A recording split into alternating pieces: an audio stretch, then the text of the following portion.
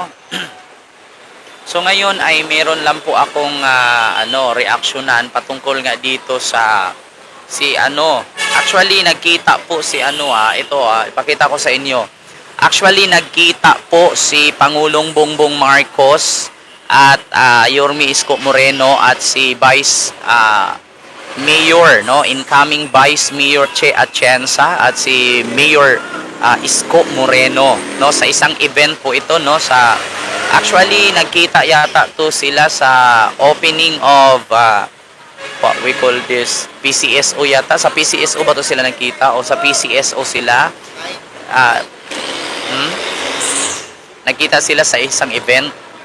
Oo, so parang puzzle ito mga kababayan, mga Iskonians, no, parang puzzle po ito. Basta ako na nagsabi sa inyong kinakabahan ako, baka yung blue maging pula.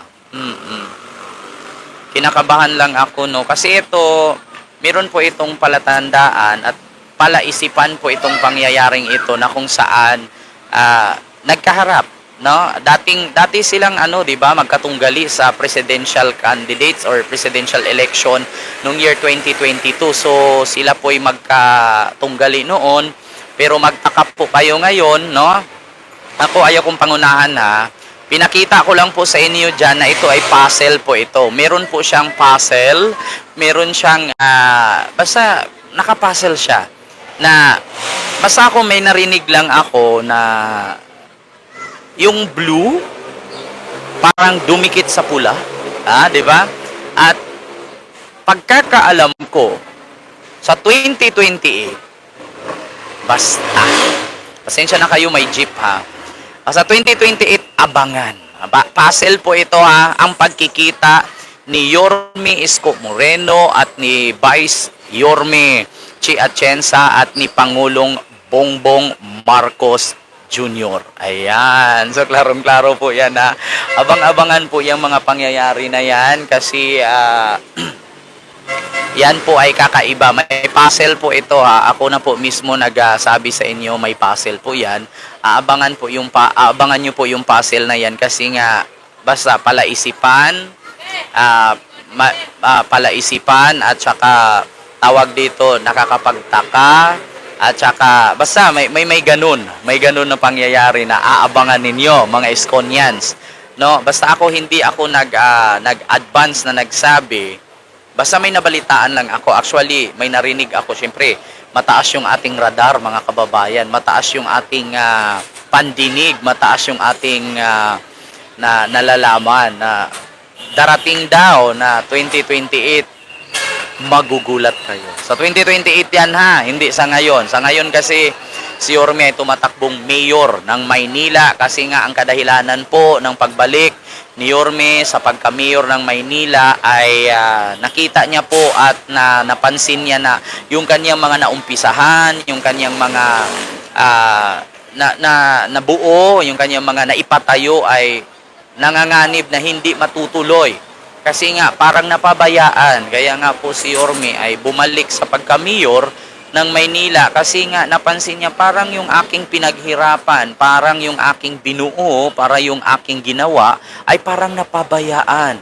Kaya nga sumisigaw yung kanyang ate noon, nakatunggali ngayon, at ang sabi, wag ka nang bumalik, wag ka nang bumalik. Ang mga supporters naman ni Yorme ay sumigaw, umalis ka na. Umalis ka na. O, pasensya po kayo, may sports car pong dumaan Oo, kasi yung ate niya noon, katunggalin niya ngayon, sumisigaw na wag ka nang bumalik, wag ka nang bumalik. Yung mga supporters naman ni Yorme sumigaw na umalis ka na. Umalis ka na. Di ba? Alin yung mas magandang pakinggan? Yung wag ka nang bumalik or yung umalis ka na? Di ba? Actually, hindi po natin yan kasalanan, mga kababayan, lalong-lalo na sa mga Iskonians, na si Yorme ay pinapatakbo ng taga Maynila, no? At sumigaw yung mga supporters ni Yorme noon na, Yorme, bumalik ka na. Yorme, anuhin mo na kami kasi napansin po namin na napabayaan na po ang Maynila at saka yung mga inumpisahan mo, ng mga pinapatayo mo, mga pabahay, parang nakalimutan na yata. Yung aming yung ayuda ng mga senior citizen ay parang nawala. Kaya yung mga senior citizen naman ay syempre galit na galit. Noon daw yung kanilang allowance na 500, dinagdagan ng 500, so naging 1,000, pero much better pa nga daw yung 500 kasi natatanggap nila. Pero yung ginawa na daw 1,000 ay parang hindi naman parang wala namang nangyari, parang nadidelay. Dati daw sa P-Maya nila hinuhulog, ngayon daw nilipad na ng Maya. Totoo ba? Mga Iskonians, mga taga Maynila, paki-comment po dyan. Noon yung allowance ng senior citizen na 500 kayorme every month, dinagdagan daw ni Hani ng 500, pero tumagal, no?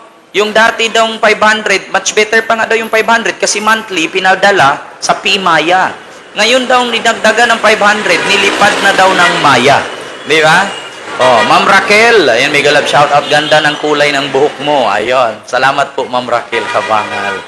Oo, yan ang iniindang at yan ang nirereklamo ng mga senior citizen ngayon sa Maynila kasi yung kanilang ayuda na 500 pesos ni Yorme noon, tuloy-tuloy. Nung si Yorme pa ang namuno or alkalde ng Maynila. Pero nung napalitan na daw yung alkalde ng Maynila, ginawa daw 1,000, pero dati pinasok sa P-Maya, ngayon nilipad na ng Maya.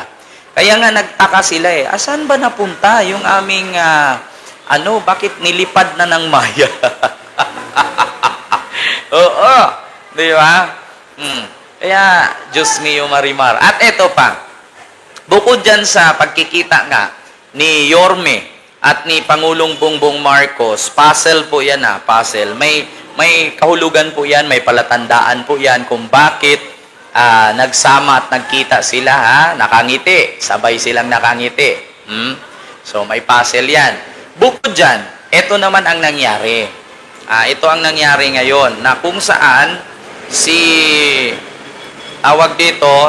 SB or si Sam Bersosa, may reaction. Kent, alam mo na yung puzzle na yan. Last month ko pa nakita yung posibilidad sa 2028. Sabi ni Sir Bong Garcia. Yan, may kalab shout out po, Sir Bong Garcia.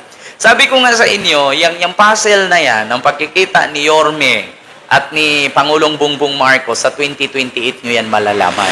Paki-comment nga po mga kababayan kung yung boses natin may echo ba, kung wala ba tayo sa ilalim ng tulay, kung hindi ba tayo sobrang echo, or kung ganyan, okay lang ba sa inyo walang echo, no? So, ito, ang sabi dito, kasi nagkita itong si Yorme at saka si Yorme at si SB sa awarding. Ayan, nakita nyo po